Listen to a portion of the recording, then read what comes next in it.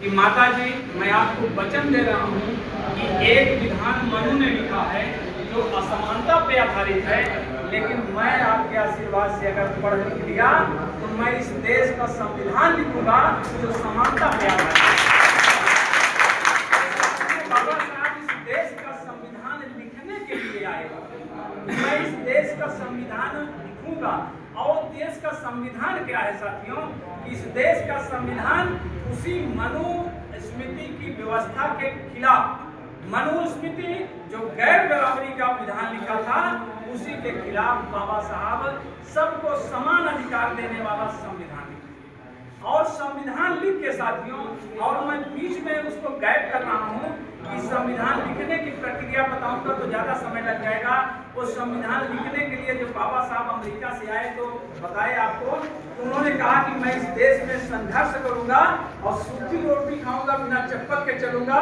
10 दिन हमारा समाज नहीं खाता है, भूखे पेट रहता है, तो मैं उसके साथ भूखे पेट रहूंगा, लेकिन जब तक गैर बराबरी दूर नहीं कर दूंगा तब तक मैं चैन से बैठने वाला नहीं। तो बाबा साहब को इस शपथ और संकल्प को पूरा करने के लिए, हम लोगों को खुशहाली देने के लिए, बराबरी की जिंदगी देने के लिए बाबा साहब ने अपनी जिंदगी को न्यौछावर किया ही, अपने जीवन को उसमें जीवन को न्यौछावर किया ही, क्योंकि बहुत कष्ट सहे बाबा साहब हम लोगों के लिए इस काम को करने के लिए। इसके अलावा साथियों, बाबा साहब ने अपनी बीवी, अपनी पत्नी और उनके 5 बच्चे थे, जिसमें 4 बच्चों की कुर्बानी दे देने का बाबा साहब काम किए। ये काम संविधान लिखते लिखते बाबा साहब इस स्ट्रगल में, बाबा साहब संघर्ष में अपने परिवार को नहीं देखे। उनके बच्चे 4 बच्चे अकाल मौत के शिकार हो गए। उनकी पत्नी माता रमाबाई वो भी अकाल मौत की शिकार हो गई। साथियों, मैं इसलिए कह रहा हूँ कि हम लोग 1-2 घंटे समय निकालते हैं तो ये सोचते हैं कि हम लोग किसी दूसरे के लिए काम कर रहे हैं, लेकिन बाबा साहब को देखो साथियों, 1916 में आए, 1956 में खत्म हुए। ये 40 साल बाबा साहब, 40 साल इतनी बड़ी डिग्री लेकर के बाबा साहब बहुत ही कष्टमयी जीवन जिए, और कष्टमयी जीवन जीते हुए साथियों उस संविधान को लिखने का काम किए जो आजाद भारत में, लोकतांत्रिक भारत में उसका एक उद्देश्य होता है कि जहां भी सरकारें लोकतांत्रिक होंगी वहां पर सरकारें चाहे सपा की हो, चाहे बसपा की हो, चाहे कांग्रेस की हो, चाहे जिसकी भी हो, चाहे भाजपा की हो, चाहे हमारी हो, बहुजन समाज पार्टी की, लोकतांत्रिक देश का मतलब होता है कि उस देश की कोई भी सरकार होगी लेकिन उसी संविधान के अनुरूप ही चलेगी, उसी संविधान के अनुरूप काम करेगी, उसके अलावा एक इधर नहीं होगी साथियों। 1947 में देश आजाद हुआ साथियों, 1946 में ही बाबा साहब संविधान लिखने लगे, 1950 में संविधान पूरा हुआ, 1949 में पूरा हुआ, 1950 में लागू हुआ। लेकिन साथियों 1950 में इतना बढ़िया संविधान दुनिया के लोग बोले कि भारत देश में अगर कुछ चीज अपनाने लायक है, कौन बोले? दुनिया के इंग्लैंड, रूस, चीन, जापान के वैज्ञानिक, बड़े बड़े नेता बोलते हैं आज भी कि भारत में अगर कोई एक चीज अपनाने लायक है तो वहाँ का केवल संविधान है और वहाँ कुछ नहीं है। कि अगर संविधान के अनुरूप साथियों सरकार चल जाए तो बाबा साहब के संविधान के अनुरूप सरकार अगर चल जाए तो मात्र 10-20 साल में देश फिर से सोने की चिड़िया हो जाए। लेकिन हुआ क्या साथियों कि यही मनुवादी लोग, यही जो गैर बराबरी पर विश्वास करने वाले लोग थे, मनुवादी लोग का मतलब समझ लीजिए साथियों, मनु एक व्यवस्था है, एक विचार है जो गैर बराबरी पर स्थापित है। मनु मेरे अंदर भी हो सकता है, आपके अंदर भी, कोई जाति नहीं है। नहीं, जैसे मनु का नाम लेके लोग जाति का संकेत करते हैं तो उसमें मत जाइए। ये बहुजन समाज पार्टी सर्व समाज की पार्टी, मनु व्यवस्था के लोग जो गैर बराबरी पे विश्वास करते थे, वही लोग जैसे देश आजाद हुआ बड़ी चालाकी से साथियों हुआ क्या कि इस देश में पंडित जवाहरलाल नेहरू 2 सितंबर 1946 को ही 2 सितंबर 1946 को देश की आजादी की घोषणा के पहले ही अपने को प्रधानमंत्री घोषित कर लेते हैं, अपने को प्रधानमंत्री घोषित कर लेते हैं कि हम इस देश के प्रधानमंत्री बनेंगे। और उसी समय संविधान लिखा जा रहा था। संविधान 1946 में लिखा जा रहा था। ये प्रक्रिया नवंबर से ही शुरू हो गई थी लिखने की, और ये नवंबर में ही अपने आप को घोषित कर लिए। तो साथियों हुआ क्या कि उस समय जिन्ना साहब थे जो मुस्लिम लीग के नेता थे और पंडित जवाहरलाल नेहरू दो ही नेता थे। तो इन्होंने जब 1946 में ही कहा कि मैं इस देश का प्रधानमंत्री होगा, किसी के नहीं सुने, तो उसी समय साथियों देश के बंटवारा की नेहरू टूटी। जिन्ना साहब पाकिस्तान के लिए मांग किए और इस देश के दो टुकड़े हो गए, एक भारत व एक पाकिस्तान। 15 अगस्त को देश आजाद अपना होता है, 14 अगस्त को दो टुकड़े भारत के होते हैं, 14 अगस्त को पाकिस्तान बन जाता है। क्यों होता है? क्योंकि इस देश में मनवादी व्यवस्था के पालक पंडित जवाहरलाल नेहरू, गैर बराबरी व्यवस्था के पालक पंडित जवाहरलाल नेहरू एक जबरन अपने आप को प्रधानमंत्री घोषित करते हैं, जिससे देश का बंटवारा हो गया। बंटवारा के बाद साथियों यही लोग जब मुस्लिम लीग पाकिस्तान चली गई तो इसमें जो है जितने भी सदस्य थे सब कांग्रेसी थे। और साथियों मैं इसलिए बता रहा हूँ जो संविधान जो लिखा गया 1950 में लागू हुआ, उसके बाद यहाँ पर सरकार जो बनी वो केवल और केवल कांग्रेसमय सरकार। और कौन लोग उस सरकार में बने, मैं इसलिए ध्यान देके बता रहा हूँ कि आजादी के पहले भी इस देश को चलाने का काम कौन कर रहे थे? यहाँ के जिम्मेदार लोग कर रहे थे। यहाँ की जिम्मेदारी व्यवस्था हम लोगों को कष्ट दे रही थी। अंग्रेज तो जिले में बैठता था, जिम्मेदार आप जानते होंगे कि हर दूसरे तीसरे गांव में, हर ब्लॉक में, हर तहसील में मिल जाते। कोई छोटा राजा, कोई बड़ा राजा, आज भी कहीं कहीं दिखाई दे रहे हैं थोड़ा बड़ा, क्योंकि वो तो खत्म हो गई। वही लोग उस व्यवस्था को चलाने का काम कर रहे थे। और जो रजवाड़े थे साथियों, जैसे देश आजाद हुआ यही कांग्रेस के लोग सारे रजवाड़े को, बाबा साहब को तो संविधान सभा में नहीं लाए इतने योग्य व्यक्ति को, और 105 लोगों को जो रजवाड़े थे बिना चुनाव के इस देश का सांसद मनोनीत कर रहे। किसको? वही जो जिम्मेदारी प्रथा में कानून चला रहे थे गैर बराबरी का, जो हम लोगों को परेशान कर रहे थे, वही आजाद भारत में 105 लोग बिना चुनाव के मनोनीत होकर सांसद बन के आ जाते हैं साथियों। और जो सरकार बनती है पंडित जवाहरलाल नेहरू की, तो उसमें आधा से ज्यादा वे लोग जमींदार आ जाते हैं जो इस देश में गैर बराबरी के पोषक होते हैं। उन्होंने इस देश को फिर से उसी संविधान, जो देश में यह था कि संविधान के अनुरूप सरकार चलेगी, वो लोग आकर के कहते हैं कि ये सरकार के अनुरूप अब संविधान हम चलाएंगे। और संविधान में जितनी बातें लिखी थी साथियों, 1946 से 1947 से देश आजाद होता है, 1950 में संविधान लागू हो जाता है। लेकिन आपको मैं इसलिए बता रहा हूं कि ये संविधान की जानकारी, संविधान में क्या लिखा है, हमारे महापुरुषों ने हमारे लिए क्या किया है, हम लोग पूरे इधर 1984 में बीएसपी बनती है, तो 1984 1950 का आप ले लीजिए तो हमको लगता है 34 साल हो गए। 34 साल में साथियों संविधान लागू होने के बाद भी जिनके लिए बाबा साहब ने संविधान लिखा है, किसके लिए? इस देश में गरीब से गरीब जनता के लिए बाबा साहब ने संविधान लिखा है। गरीब से गरीब लोगों के लिए आर्टिकल 21 में लिखते हैं कि सभी को पढ़ाई लिखाई निःशुल्क होगी, सभी को निःशुल्क दवाई होगी, सभी के लिए निःशुल्क खाने पीने की व्यवस्था होगी। यहाँ तक है बाबा साहब ने आर्टिकल में लिखा है कि इस देश की सरकार ऐसी योजना चलाएगी कि सभी को रोजगार मुहैया कराएगी। इस सरकार का काम है साथियों। इस देश में मैं इसलिए कह रहा हूँ कि उस 34 साल में कांग्रेस में बैठे लोग, वही मनवादी लोग, ये संविधान को दबा दिए, संविधान को ले ली, अपने कब्जे में ले लिए, संविधान के हिसाब से सरकार नहीं चली। ये तो सरकार क्या होती है, संविधान क्या होता है, संविधान में क्या लिखा है, संविधान में हमको क्या अधिकार है, ये तब मालूम हुआ जब 1984 में बहुजन समाज पार्टी का जन्म हुआ। सही कह रहे हैं कि नहीं साथी?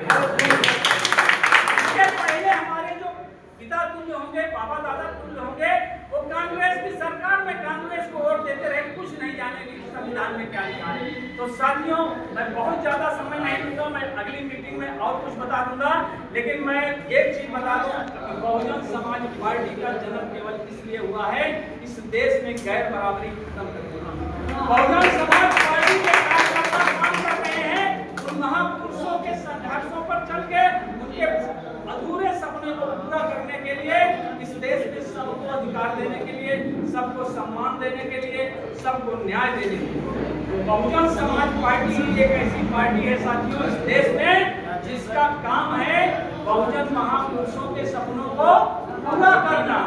और फिर से इस भारत देश में बाबा साहब का लिखा हुआ संविधान सरकार में आके फिर से उसको अक्षरशः लागू करना।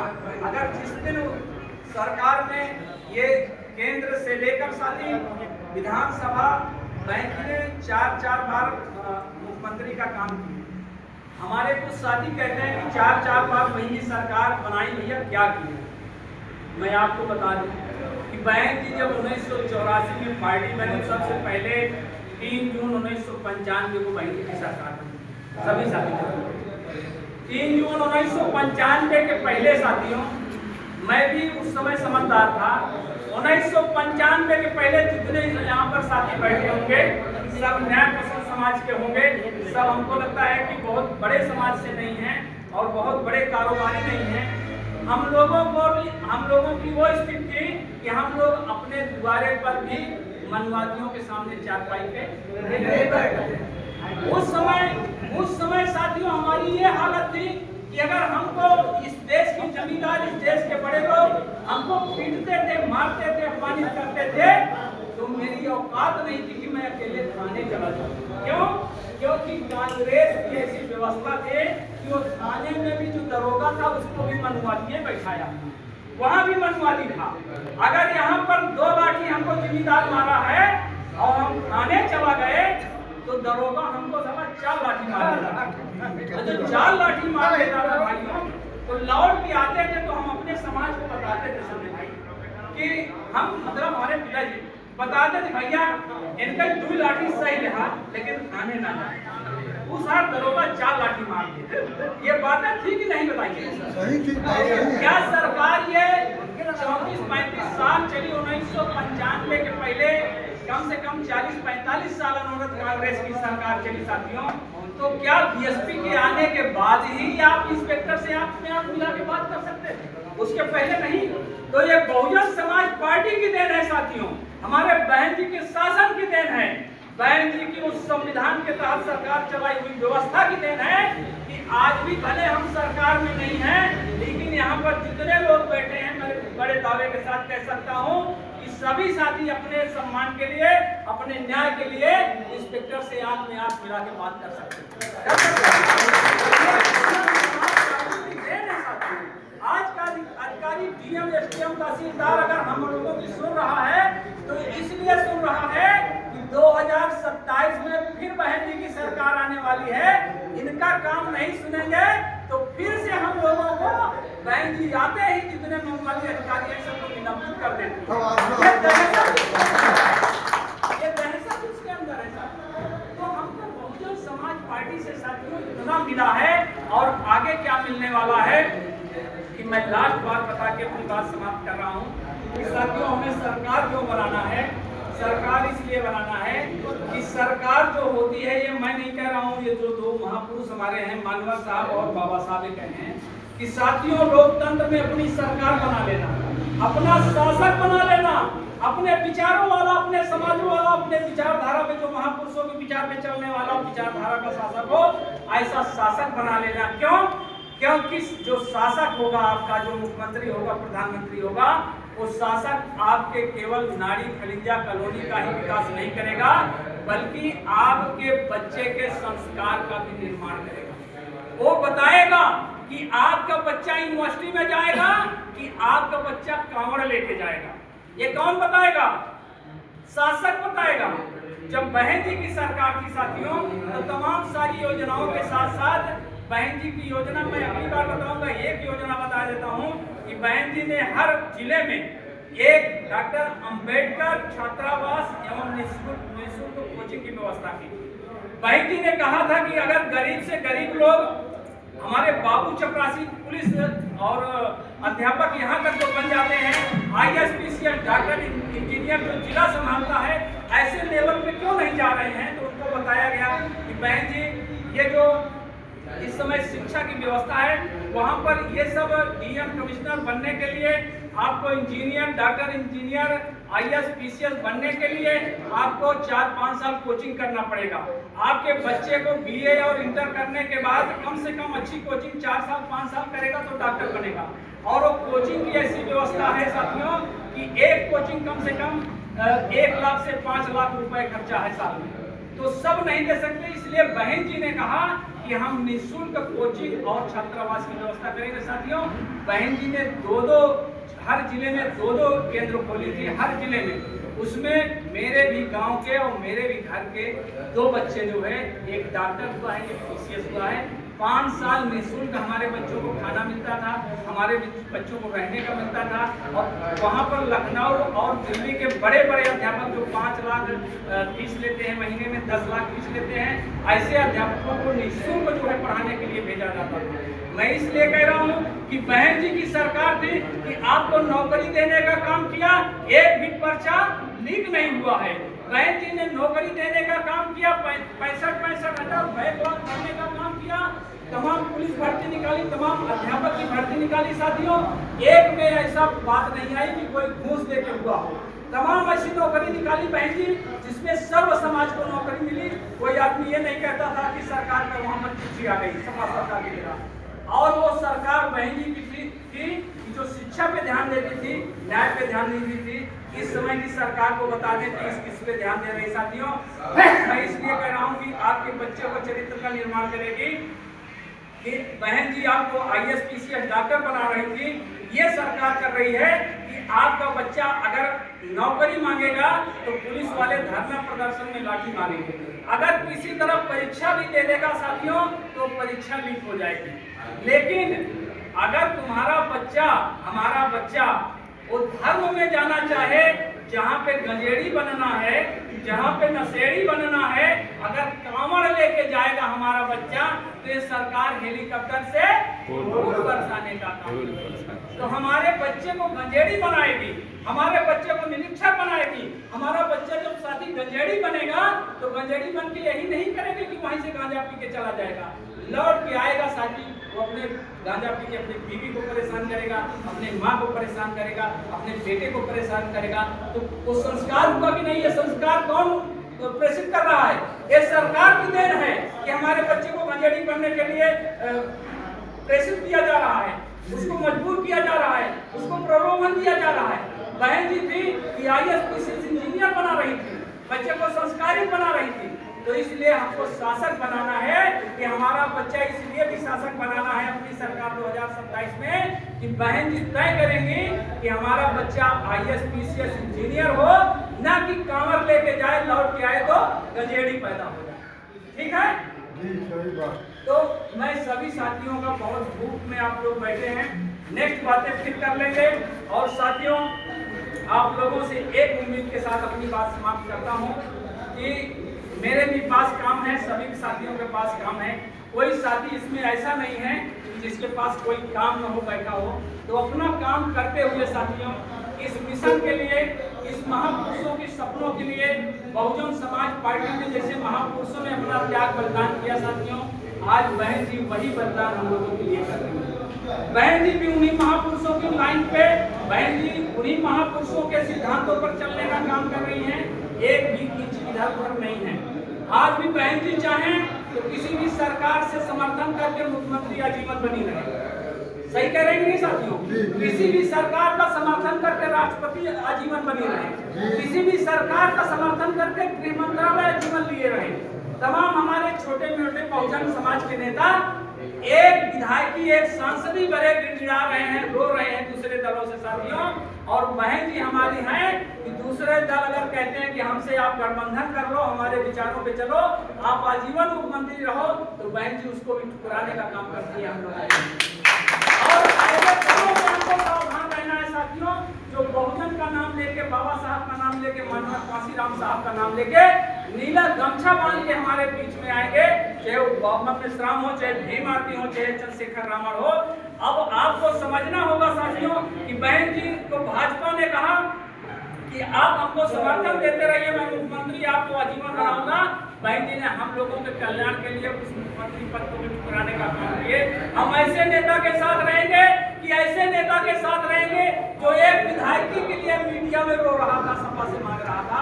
तो हम लोगों को ये भी तुलना करना है, ये बिकाऊ नेता हैं जितने हैं साथियों, ये RSS द्वारा प्रायोजित नेता है साथियों, चाहे बावन मिश्राम हो, चाहे चंद्रशेखर रावण हो, ये सब उन्हीं मनवादी हाथों में खेल रहे साथियों। इनका कोई भविष्य नहीं है। और हमारा अगर भविष्य है तो बहुजन समाज पार्टी है, हमारी नेता है तो बहन कुमारी जिंदाबाद जिंदाबाद। इसको भी साथियों हम लोगों को बहुत ध्यान देना होगा, क्योंकि हम लोग इसलिए कह रहे हैं, हम लोग बहुजन समाज पार्टी में हैं। पता चले कि हम यहाँ भाषण दे रहे हैं, हमारा बेटवा भीम आर्मी में देता है, तो ये भी थोड़ा सा ध्यान देना है। बच्चे को समझाना है, बच्चे को समझाना है कि बेटा इस देश में बहुजन समाज पार्टी और बहन जी क्या करना चाहती हैं। जो हम आपको बताए यही चीज अपने बच्चों को बताइए। अगर हम लोग एक रहेंगे तभी बहुजन समाज पार्टी की सरकार बनेगी। और अगर हम लोग बहुजन समाज के लोग बिखरे, हम लोग दलित समाज के लोग बिखरे, जिन्हें सबसे ज्यादा जरूरत है सरकार की, तो साथियों हम लोगों की सरकार नहीं बनेगी। हमारा एक ही निशान है, आखिर हमारी एक ही पार्टी है बहुजन समाज पार्टी, हमारी एक ही नेता है बहन कुमारी मायावती जी। तो साथियों आप लोगों का बहुत बहुत आभार, बहुत बहुत धन्यवाद व्यक्त करते हुए हम चाहेंगे इस विश्वास के साथ कि अगले 2 तारीख को मीटिंग रहेगी, तो जितने भी साथी आए हैं इस सेक्टर और बूथ के गठन में, जो बहन जी कही हैं कि मैं पूरी ताकत लगा दूंगी सरकार बनाने के लिए, तो 2027 में सरकार बनाने के लिए हम बहन जी की ताकत का हिस्सा बने। सेक्टर और बूथ में लग करके हम तमाम अपने साथियों को सहयोग करें। 1 महीने के अंदर इस पूरे सुरंग विधानसभा के अंदर का जितने भी सेक्टर हैं, जितने भी बूथ हैं, सबका गठन करके देंगे। जब 2 तारीख को आए तो आप लोगों को इसके लिए मैं धन्यवाद दूं। अपनी बात को समाप्त करता हूं। जय भीम, जय भारत।